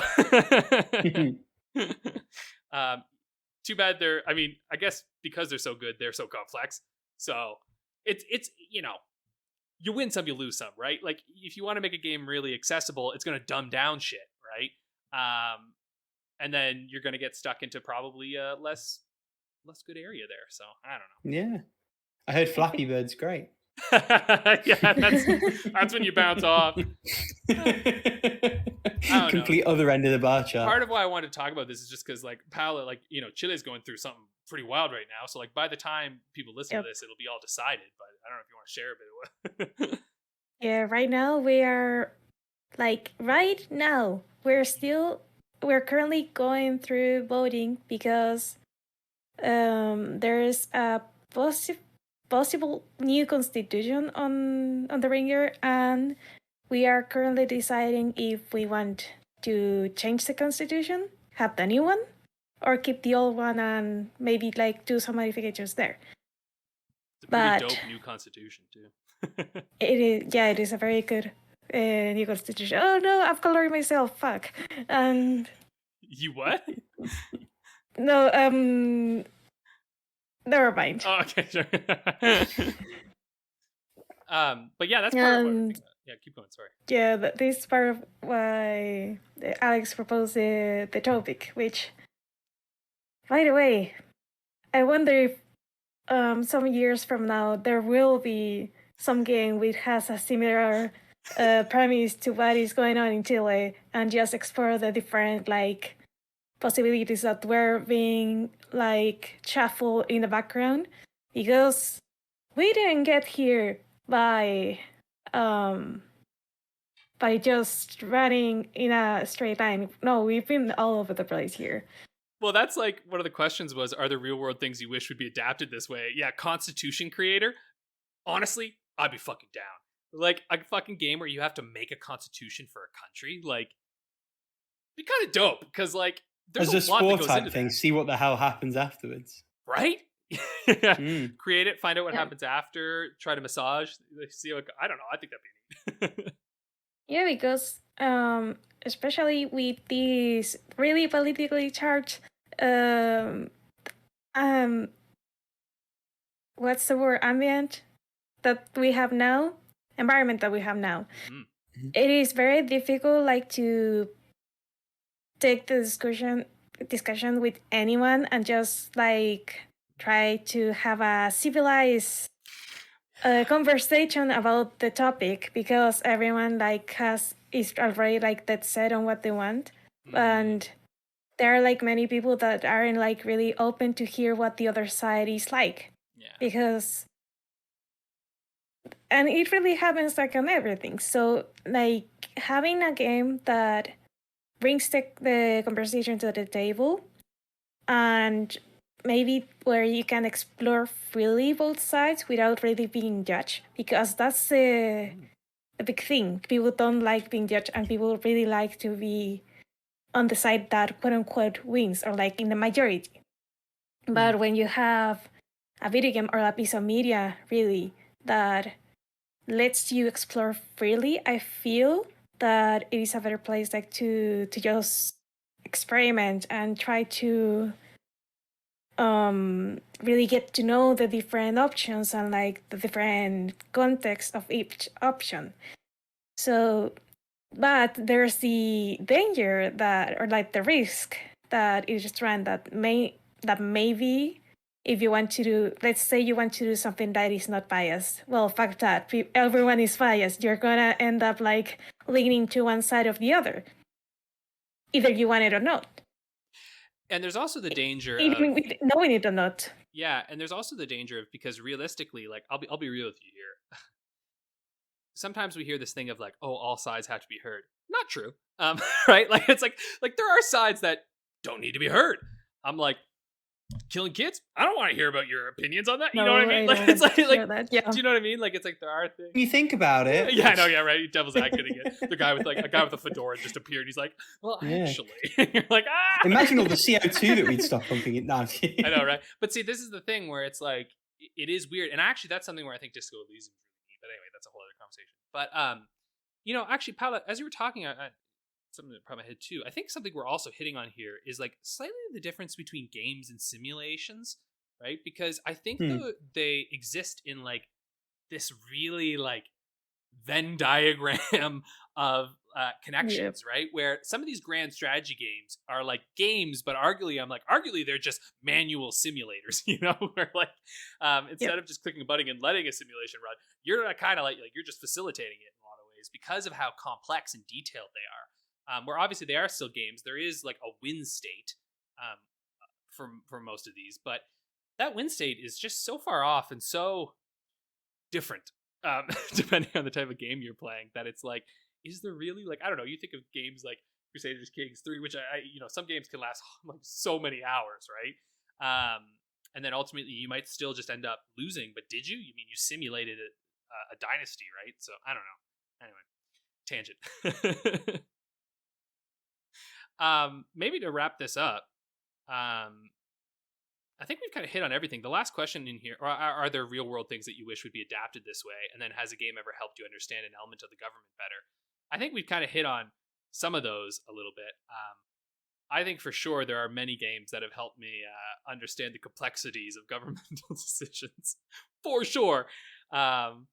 Especially when you play games where it's like, I think of some sim games, like survival type games where you're trying to like keep a group alive, and then you're like, oh, they're dead. Oregon Trail actually pops into my head as a funny game. And you want to talk about a game that like covers a particular historical time. Absolutely. Right. And then you're like, oh yeah, I would have died back then. Okay. Yeah, probably. Which I know seems funny, but like also those kind of choice games do kind of make you realize that like, oh, like these decisions have consequences, and I have to kind of become okay with like siphoning off things in other areas. But anyway, I would like to hear from each of you, because we've talked a bit about the Constitution thing, but are there any real world things, if you had to just imagine through here, that you would like to see adapted as like a political game? I would really, really like a bite-sized version of democracy focused around referendums. I think that'd be a really cool way of doing it, because not going to particularly go into arguments or sides, but obviously Brexit has been a big touchstone in this country past 6 or 7 years. A journalist over here called Tim Chipman, who did a really, really in-depth book with lots and lots of sources talking about the way those campaigns were run. 700-800 page book, flew by. It's so fascinating, all the focus grouping and the A/B testing and the various sort of putting different politicians to go and talk about different talking points in different places. There's like a clicker game or like an idle management sim sort of thing, just waiting to be done for that kind of thing. It doesn't even need to have to be serious necessarily. Like, should Jaffa cakes be cakes or biscuits? But like the actual process of making that argument and convincing a group of people one way or another, even without having an overtly political message, I think informing about the political process in that way, I think that'd be such an interesting setup for a game. And I suppose it kind of ties into what Paula was talking about in terms of the referendum for the Constitution. Because, with more money, more budget, maybe you could like have different options for it that had specific talking points and paths, or maybe you could just have it as like a really base sort of strategy game type thing. But when you put the questions to me, that's the first thing that pops into my head. I like it. Yeah. The first thing that immediately came to my mind, and this is actually one where I think of like, I don't think we could see this for maybe another like 50 years or so. But I think a game that like properly explores the Troubles would be really interesting. I was in Northern Ireland. Yeah, Northern Ireland. Yeah. I just think like the IRA all through that and like that kind of world. And again, the danger with this, because I know there has been some, like I think there was one that had like a level in it where you helped like the Republicans, because it's difficult because that violence was horrible, right? Like that just like tore. Was and continues to be. That is by no means over. Right, exactly. There is a card game I think that does this. But for me, what I think would actually be, because like what I would love to see in something on this is like more in that like the minutia and exploring like something like Papers, Please involved with like something like this involved with the Troubles. Do you know what I mean? Like something that helps you recognize like the lived experience of that time, right? Whether that be like something as simple as like a simulator of like you're trying to live out your day, or like even if it's like a living simulator, right, where it's like you're just a person living in Northern Ireland and you know maybe you could be Protestant, Catholic, whatever kind of deal, and then watching as like the ways that you go through and try to live as this is happening and like what occurs with it. I just think that would be a really fascinating and like a very a great way to learn more about what happened, because I realize obviously I would assume in the Greater British Isles in general that this is an event that is very well known for people, younger folks as well, I would hope. You'd be surprised on this side. So like I'm mainland UK. Not unless you've like had a very thorough history teacher, or unless you've taken like an elective in higher education. So I mean I would consider myself knowing more than most, and I don't know that much at all. It's the kind of thing that if you didn't sort of become politically aware pre-2000s, the Good Friday Agreement erases a lot of that. Like a lot of it was swept under the carpet. It's almost like out of sight, out of mind. The impression I get is that if you're in Ireland or on the island of Ireland, it is part of your daily reality still.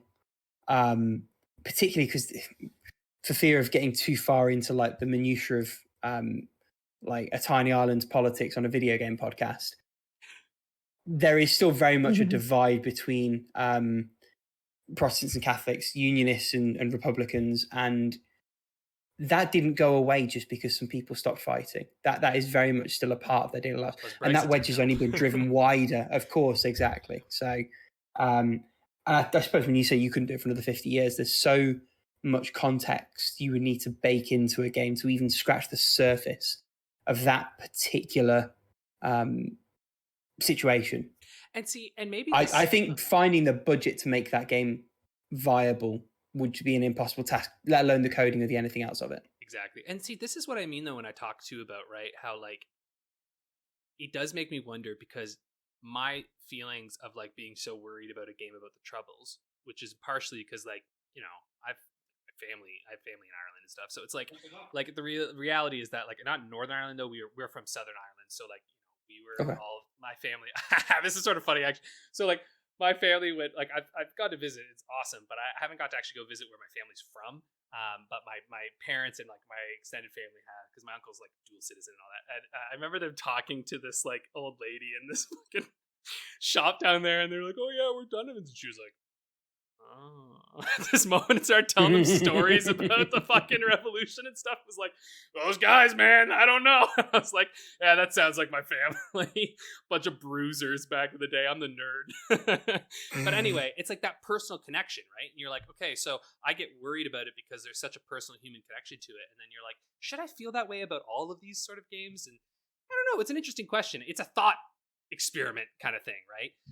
But you're right. Like, it's something that I wish I could see something get made out of, because I just think it would be fascinating. Because I guess the larger point I was coming back to is that here, unless have Irish ancestry, no one has a single fucking clue what you're talking about when you say the Troubles. Not even. And how on earth could they? No one's got the time or the inclination to retain all the information of all the history of all the people in the world. It's just not realistic. Exactly. Now, unless they grew up and were adults in like, you know, the 80s and or, you know, 80s and 90s and stuff, then they sure, when the fighting was ongoing and it was in the news, of course. But even then, they'll be like, "Oh, kind of." But like, I remember my partner; she was like, "What is the Troubles?" And I was like, "Oh, okay, let me tell you." Like, it was just like it's.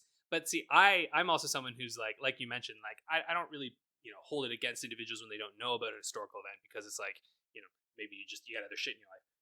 But I get really excited when people are interested in learning about historical events. And it's like, at this point, I'm like, and I think lately too, Northern Ireland's had quite a bit of success with some recent shows and films. And I know Dairy Goes has been huge over here, actually. And it got quite big here too. When it hit Netflix, yeah. Yeah, there's a lot of this interest, right? And so I'm just like, man, it's a good time to like help teach people. And like, I don't know. Anyway. That's Fuck mine. me, that's a leap. Derry Girls to the Troubles. Is that how we're finishing this segment off? Yeah, there you go, right? All right, I'm we're done. We're done. It's time for. But wait, Paula has to give her answer. My new, like a little tangent. Yeah. My sister is screaming because like we are starting to count the votes. Oh, you're starting to count the votes. Shit. Yeah, to count the votes. This is real-time politics. I don't know Back to your ears at least 1 week later. Oh. Well, so now anxiety just picked. That aside, I'm trying to think like what kind of like political kind of game that I would like. And first of all, anything around this constitution. And second of all, anything Japan related that isn't Meiji. Because Meiji has been done to death in video games and media. Like, yeah, it has been done way too many times. I want to see anything other than Meiji, and I want to see like another like in-depth look into any of the other periods of time Japan. And that is my very short answer. Nice. Okay. Sorry. Yeah, we went all over the place, right? Okay.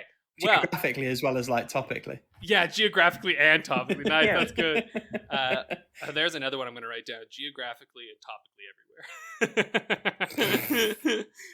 Okay. That kind of sounds filthy, but as well as being very, very accurate. I don't know why. Kind of topically everywhere. Like it sounds medically dirty. It does.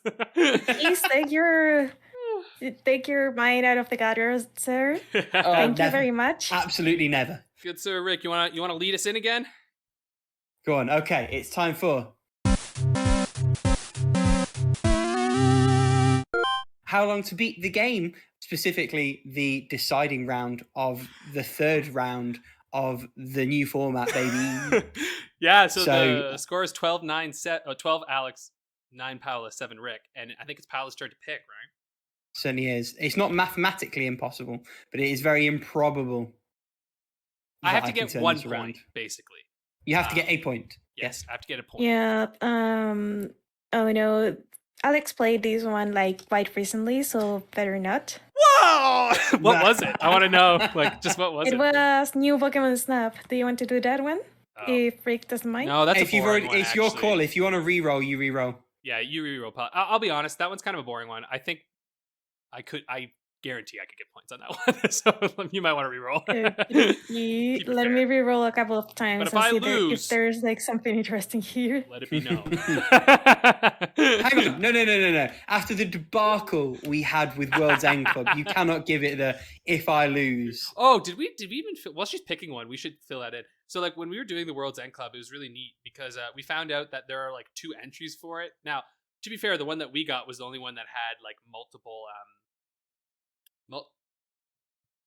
What the heck? It was slightly controversial because there were. Oh, there we go. Right, there's no the in it. Sorry. I was looking up World's End Club right now and I couldn't find it. I was like, "What's going on?" But I typed in the, and that's why.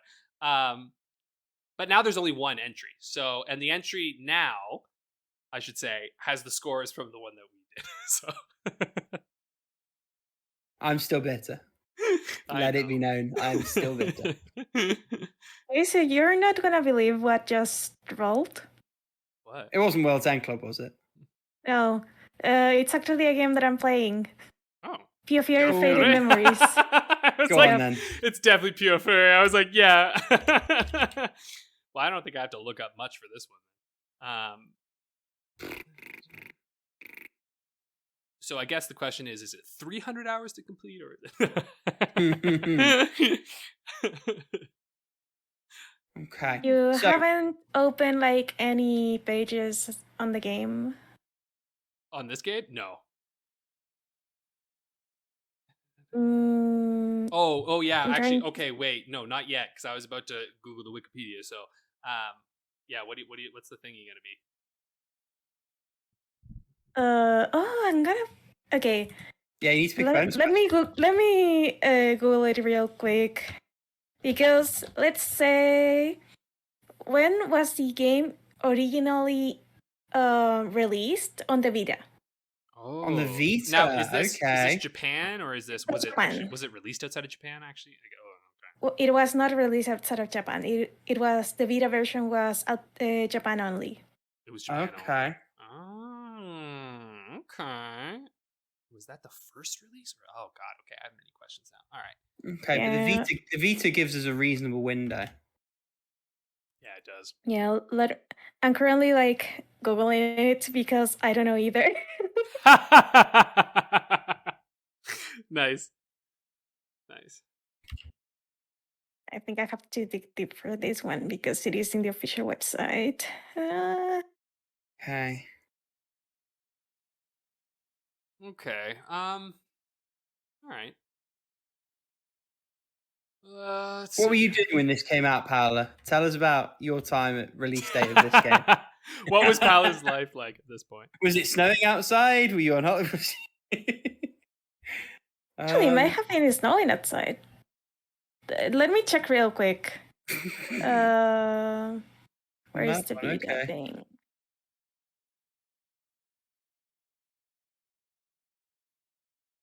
Actually, it wasn't snowing outside. It wasn't that year.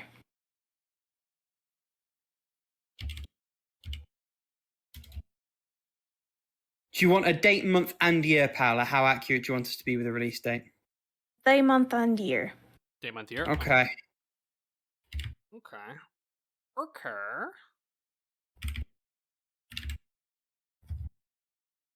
Fuck it, Mandarin. So I guess the question is, was this a spring, fall, summer release? And more specifically, what year of said spring, summer, fall was it? And more specifically beyond that, what month and date was it of that particular season, of that particular year? Because that's how dates work. Totally not trying to throw you off your game. God damn it. Of course not. I would not resort to such underhanded tactics. Sir. I'm going to do 2 half-hour times now, just for that. You bastard. Just 2 though. One of them will be normal. just to be tricky. Okay. Release date.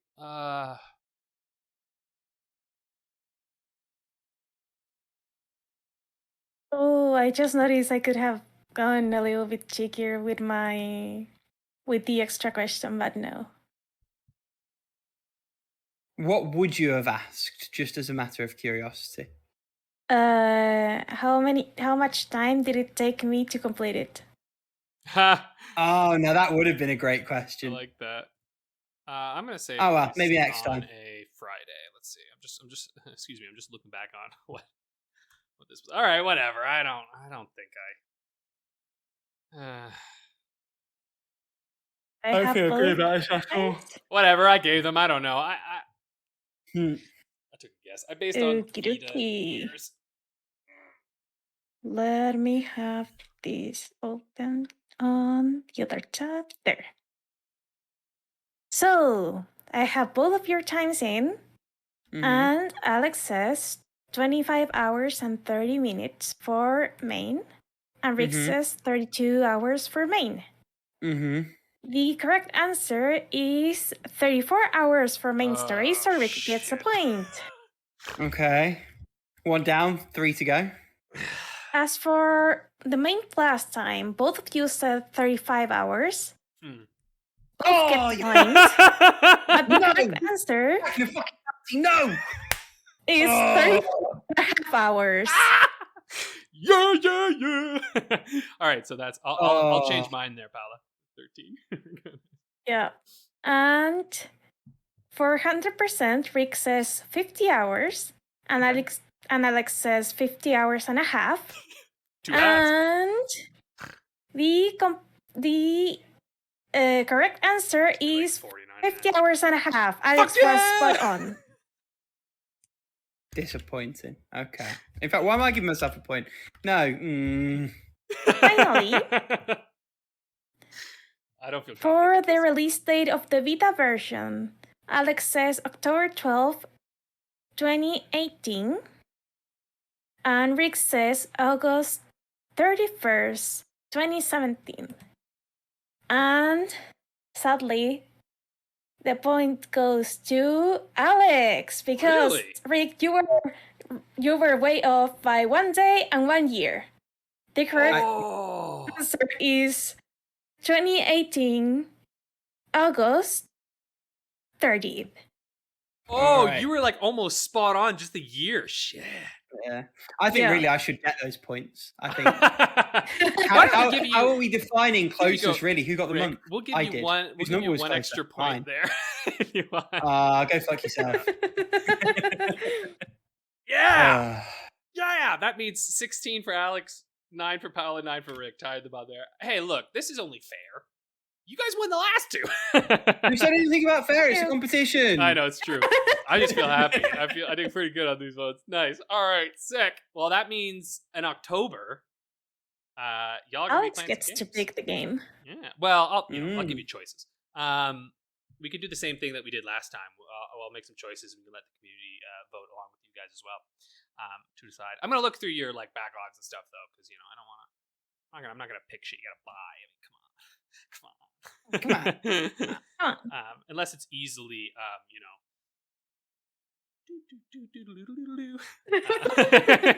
If it can be found on the 7 Seas. Exactly. If it can be there, I mean, maybe. Yeah. Oh, that's great. New round next week, then, Be folks. buried. Well, now it's anybody's game again. I like doing this every 2 rounds. It feels because again, at the end of this round, The cadence works for it. Yeah. Yeah, it also seems like at the end of 2 rounds, you get like a pretty clear winner. That's happened to us both times now. Anyway, all right, whatever. So, thank you everybody for tuning in. I can breathe easy now. I don't have to play. I don't know. Something different.